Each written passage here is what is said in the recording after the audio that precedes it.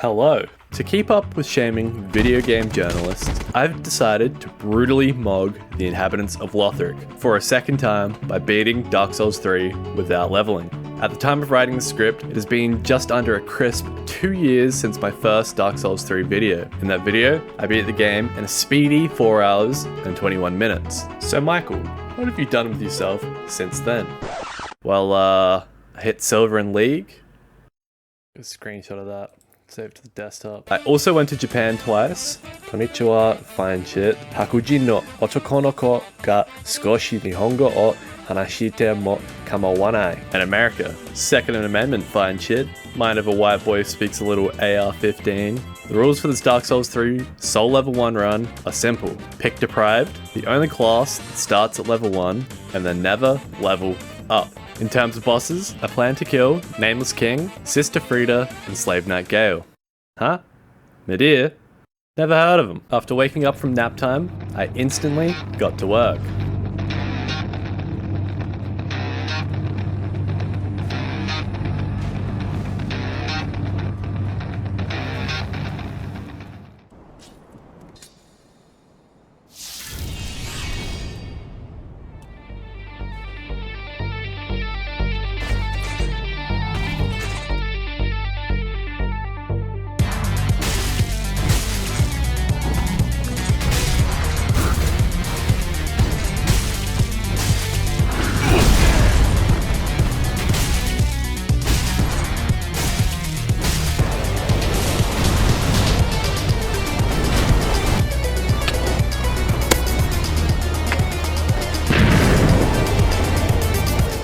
Gandir, one attempt.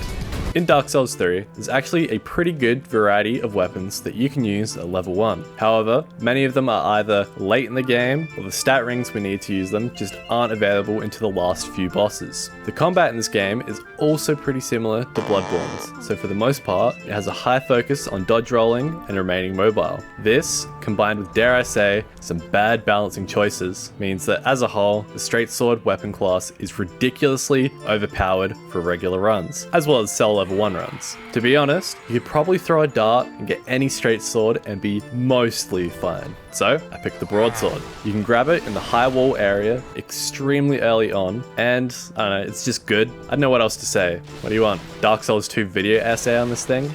And look, a great opportunity to point out the new death counter. At this point, I saved Greyrat because he'll become important after I finish the 4 hours of setup and upgrade the broadsword to a blistering +1. I grab the banner from Grandma and take down the dog.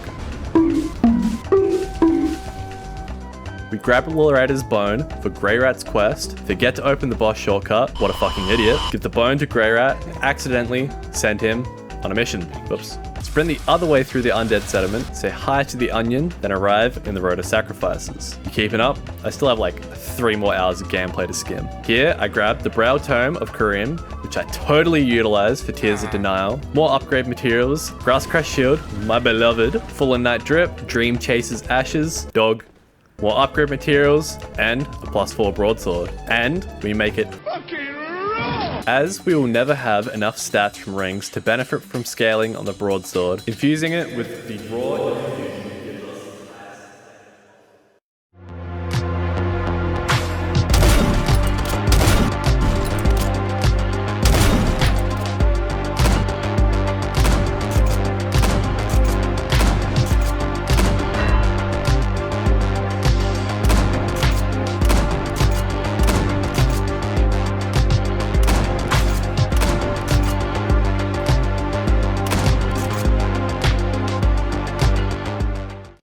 Crystal Sage, 1 attempt. Using Spook, I skip the need for the sewer key and save Irina. Saving her allows us to purchase Tears of Denial, which I totally used. Me and the Onion Man tag team this demon, which begins the setup for his questline, which is also very important for the upcoming strategy. While here, I grabbed the Chloranthy Ring. Running through the Cathedral of the Deep, I grab Lloyd's Sword's Talisman, which boosts damage at full health, and begin Patch's questline. Somehow, this bald fuck is one of the most important steps in my setup. Setting up Grey Rat and Firelink Shrine means that when Patches finally moves there, he should stay there. More on him later, because right now it's time to unveil my grand plan. Those of you who remember my first Dark Souls 3 video would know that after reaching a +4 weapon, I went and beat the Dancer, then grinded out large Titanite, gathered the chunks, and then grabbed the slab from the first DLC. However, I had a thought. Theoretically, this is possible.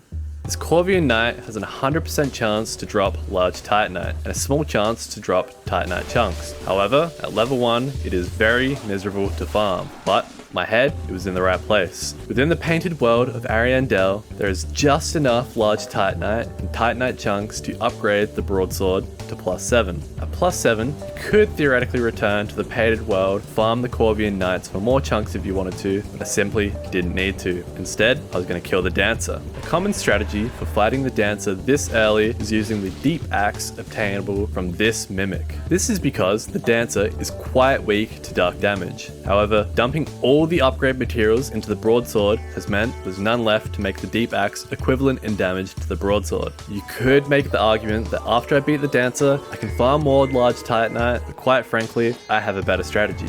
In my early testing for this run, I did in fact test both a buffed +7 broadsword and a +7 deep axe to see which one would be better off for this fight. Given the use of a full stamina bar, they actually had pretty close damage per second. However, the broadsword has faster swings and less stamina drain per swing, meaning I can dodge more. However, in my infinite wisdom, I realized after all this testing that I was wrongly using the pale pine resin on the broadsword, which applies magic damage, and not the human pine resin, which applies the correct dark damage type. Given this, I think the broadsword is the best option of the two. But Michael, how are you going to get human pine resin this early in the run? I present to you the humble, unbreakable Patches.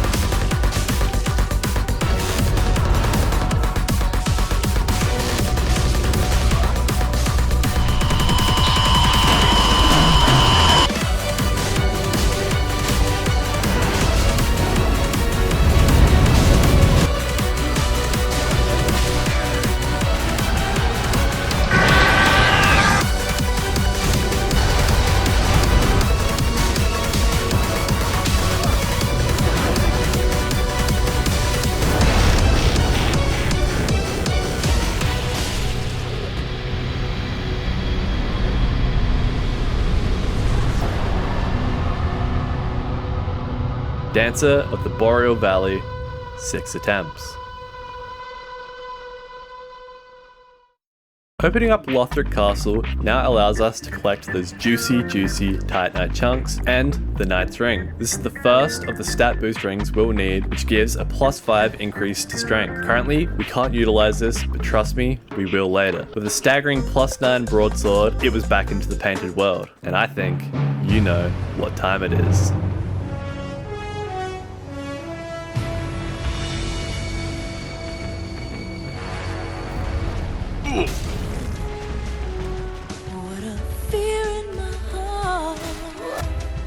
But you're so supreme.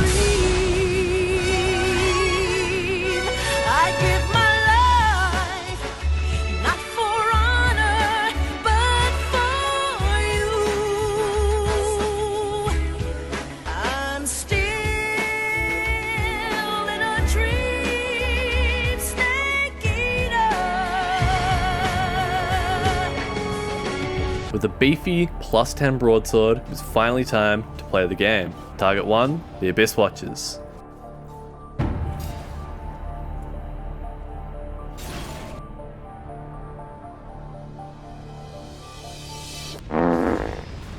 Well, that's embarrassing.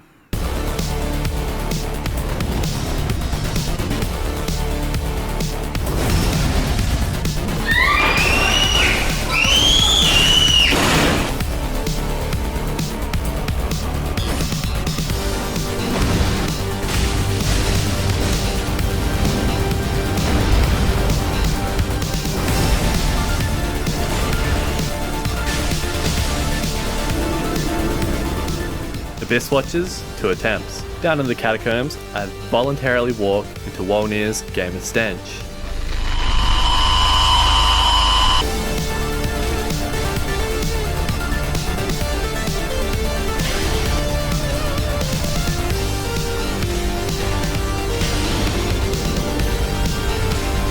Why are you running?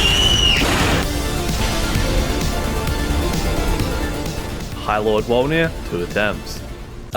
Beautiful Anor Londo. Right, I got everything I need. Plus 10 broadsword, barely intact dignity. Shit, I forgot the small doll.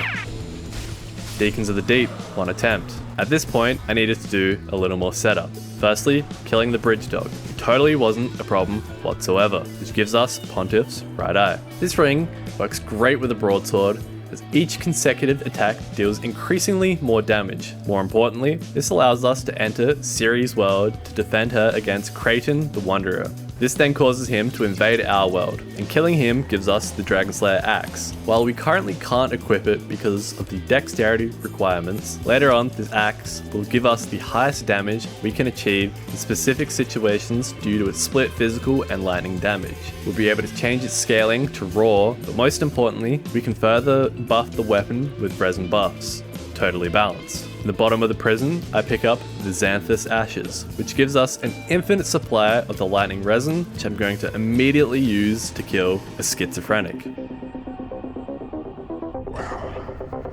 will not give him up.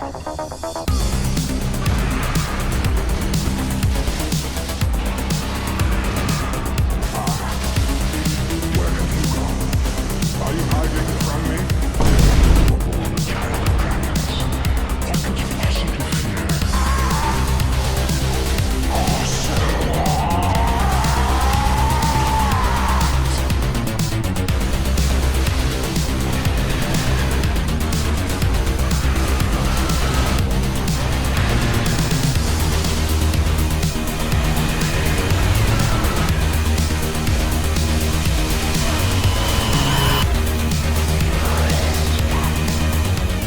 Osiris, the Consumed King, 3 attempts. Killing him gives us the key to reaching the Nameless King, but more importantly, it gives us access to the dark version of the Untended Graves, where it was time for a rematch.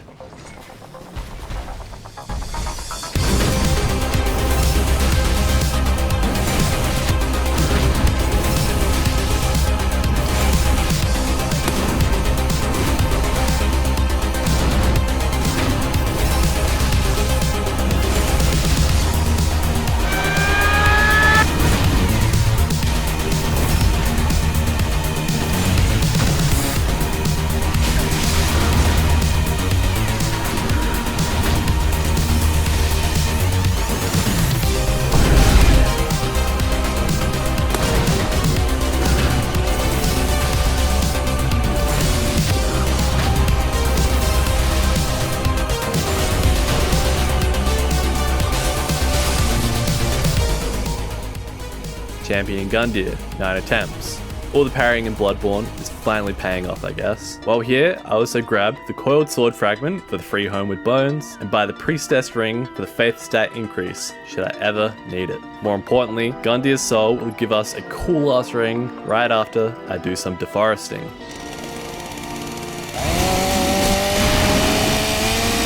Curse-Rotted Greatwood, 1 attempt. Now with the Transposing Kiln, I can make the Prisoner's Chain. This bad boy increases health, stamina, and carry weight at the cost of taking more damage. For the most part, I won't be removing this because the extra stamina is overpowered. Now, time to kill some Lords of Cinder.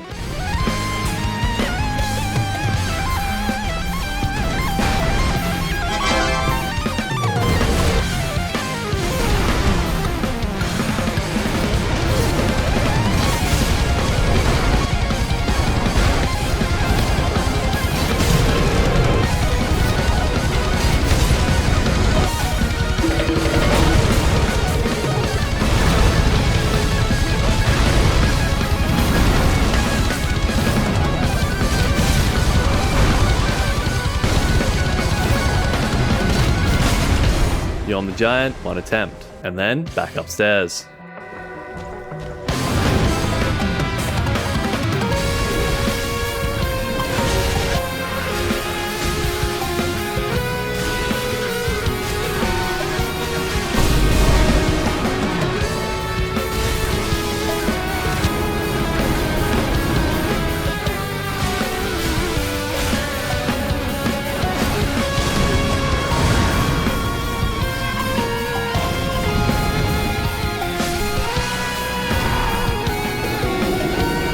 Pontiff Sullivan, 1 attempt.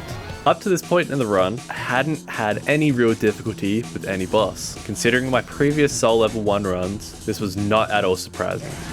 However, the next boss can be quite annoying. Aldrich, for the most part, is a decently easy boss. However, they throw out a bunch of projectiles that make it very annoying to fight at level 1.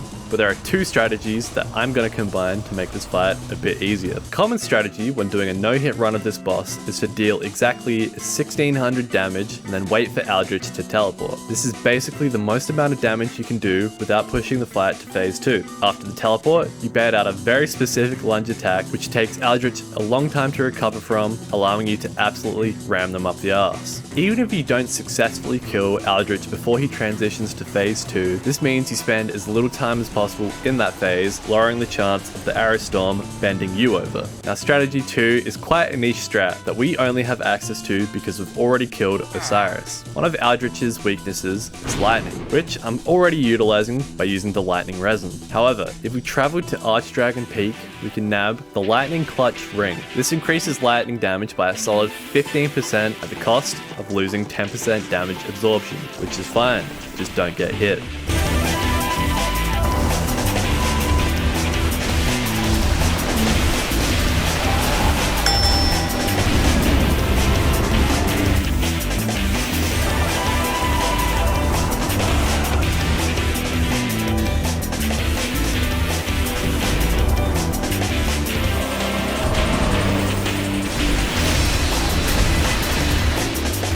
Oh no!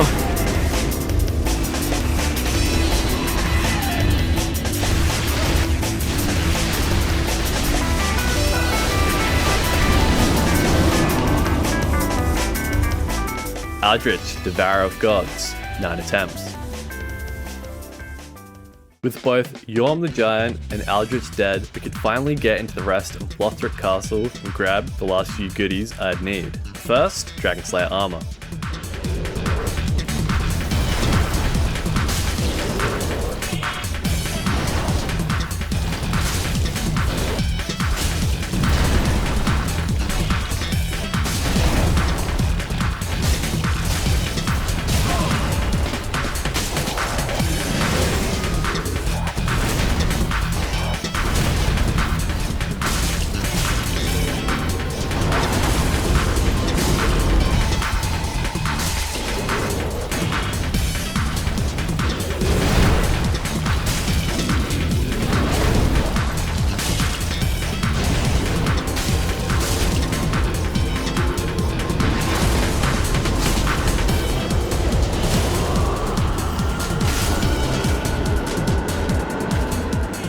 Dragon Slayer armor, 2 attempts. After sprinting through the Grand Archives, ignoring all the books for nerds, I reached the top of this tower where I found the Hunter's Ring. This ring gives a +5 stat increase to dexterity, meaning we can finally use the Dragon Slayer axe. Time to climax this video. Ancient Wyvern, 1 attempt. On release of Dark Souls 3, the Nameless King was considered the hardest boss From Software had made at that point. On the internet, beating Nameless King solo was considered a badge of success, which you could boast about. With second phase hitboxes, the size of trucks, that are also just genuinely broken in some cases, combined with quite a frustrating trek to even reach the boss in the first place, means that many fans nowadays just outright skip the area in runs, me included. By today's standards, he's definitely not the hardest boss, but he's also far from an average encounter. So it was time to research a build. And by research, I mean shamelessly steal from the best. YouTuber Jordian, who boasts a very impressive speed kill for this boss, has a very min-maxed build. For rings, use the stat rings to gain +5 strength and dexterity, and pair with the Flynn ring, which gives you increased damage as your equip load gets lower. The icing on the cake, the red Tearstone ring. Below 20% HP, damage from all sources is increased multiplicatively by 20%. This also means I can't get hit. For weapons, the phase 1 dragon is weak to lightning, so the Dragon Slayer axe buffed with lightning resin will be the best option. Phase 2 is weak to dark, but can also be easily staggered with the reinforced club. The innate build-up built into the club, as well as the bleed resin, will give a nice chunk of damage. After staggering, we switch to the deep infused dagger to hit that dark type weakness, while also utilizing the extra critical damage on the dagger. Time to brutally mog this idiot.